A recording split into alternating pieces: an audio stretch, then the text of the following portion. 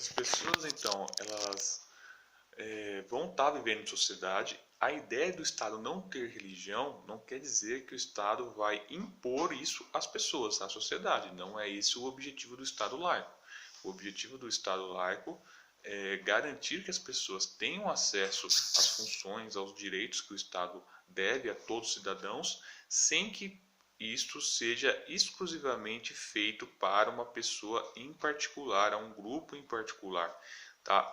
Por que isso foi importante? Isso foi importante porque nós estamos acostumados a ver, por exemplo, a questão de você pensar a religião como sendo utilizada como um tipo de fundamentalismo de um grupo que quer impor a religião ao outro e chega ao Estado e tenta fazer isso. Normalmente nós somos assim acostumados a ver isso no mundo árabe, né? Principalmente por vários grupos muçulmanos, mas na verdade isso não é exclusivo do mundo árabe, é um erro pensar dessa forma e nem é algo que todos os árabes ou todos os muçulmanos, né? É importante dizer que nem todo muçulmano é árabe, todo seguidor, né, de Maomé está ligado àquela região ali da Arábia, na verdade é muito mais amplo isso daí, tá? Os seguidores do a gente fala, né? A gente fala Corão, tá? Se escreve ao Corão, mas fala Corão o nome do livro. Mas está ligado também ao passado, de certa forma, do cristianismo. E não só o passado, até porque nada garante que algum tipo de fundamentalismo cristão possa ressurgir. Isso daí não tem nenhuma garantia que isso possa não acontecer. Mas das guerras que teve entre católicos e protestantes no período ali do final da Idade Média e começo da modernidade, tá? Início ali da modernidade, principalmente no início da modernidade que você teve as guerras. Quem quiser conhecer um pouquinho mais sobre essa história, pode estar vendo o vídeo que eu coloquei sobre o contrato social, do contexto.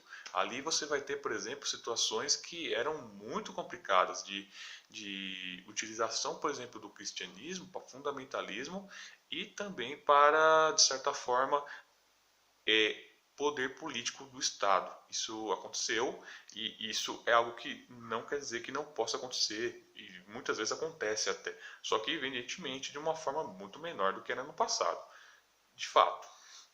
Tá? Então o que acontece? Então essa ideia de Estado laico ela vai ser importante para a nossa civilização porque ela vai garantir o quê? Que pessoas, por exemplo, quando você pensa na sua sala de aula, quando você vê colegas, tem pessoas que não têm religião nenhuma, pessoas que têm religiões mais conhecidas, como católicos, batistas, testemunhos de Jeová, e pessoas que têm religiões que às vezes a gente tem muito pouco contato, porque são religiões que chegaram um pouco mais tarde no Brasil e que você tem a possibilidade de sentar com aquelas pessoas, conviver com elas e ver a mesma aula com elas.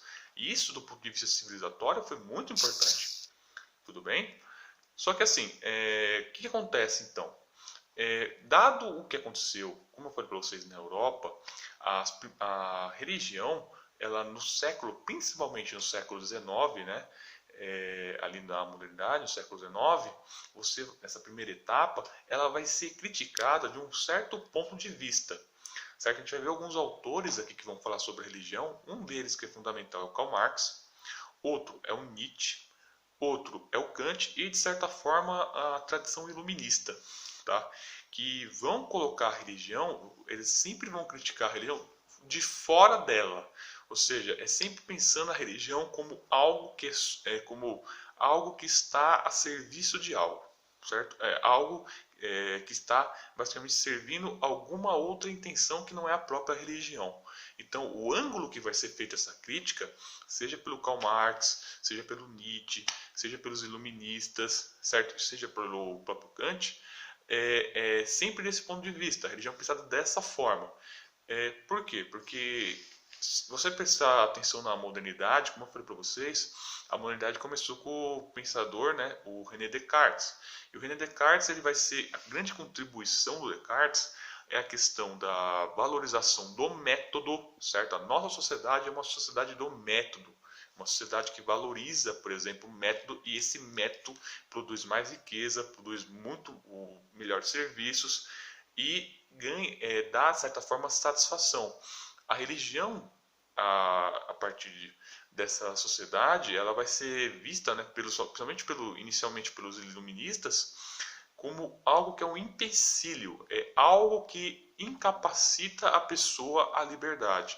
Então, as críticas à religião, pelo menos essas primeiras críticas, elas serão vistas, elas serão fundamentadas dessa forma. A religião como um tipo de máscara, um tipo de neblina, digamos assim, que não nos deixa ver os caminhos corretamente.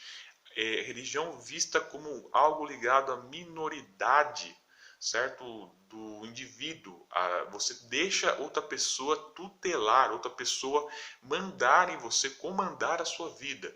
Então, nesse primeiro momento, a religião vai ser vista dessa forma, porque está se pautando na primeira etapa da modernidade a ideia de que o indivíduo, certo? Que é entendido como base da sociedade, isso é importante.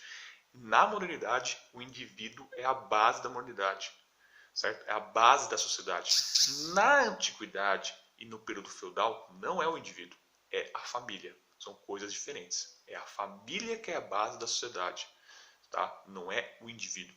Na nossa sociedade, é o indivíduo. Você vê como que foi valorizado o indivíduo na modernidade. Então, o que acontece? Inicialmente vai ser visto, principalmente no século XIX, não só no século XIX, mas principalmente no século XIX, dessa forma. O indivíduo, ele que deveria desenvolver plenamente a sua capacidade, deveria desenvolver plenamente todas as suas possibilidades. Ele não desenvolve por uma série de coisas, mas uma das coisas que é um empecilho para o desenvolvimento dele seria a religião, porque ela é entendida como algo que tutela, que faz você depender de outros, e você impossibilita isso. Então essa crítica, ela vai estar permeada nesses autores, vai estar presente em boa parte desses autores. A gente vai estar começando a falar sobre os iluministas, como que os iluministas vão estar criticando na próxima aula. Depois a gente vai ver a crítica do próprio Nietzsche e do Karl Marx, e por último a do Kant. Tá? A gente vai ver como que esses autores vão tratar a religião, para depois a gente vir para o século XX, e nós vamos ver um tipo de, no século XX, né, depois dessa primeira etapa da modernidade, na segunda, né, vai haver uma reabilitação da religião. A religião vai ser vista, vai ser colocada de uma outra forma, não como um empecilho ao desenvolvimento pleno do indivíduo, e nem também criticada do ponto de vista de fora da religião, como algo, como se a religião fosse sempre dependendo de algo fora dela para existir, certo? E a gente vai estar desenvolvendo isso daí, tá bom, gente?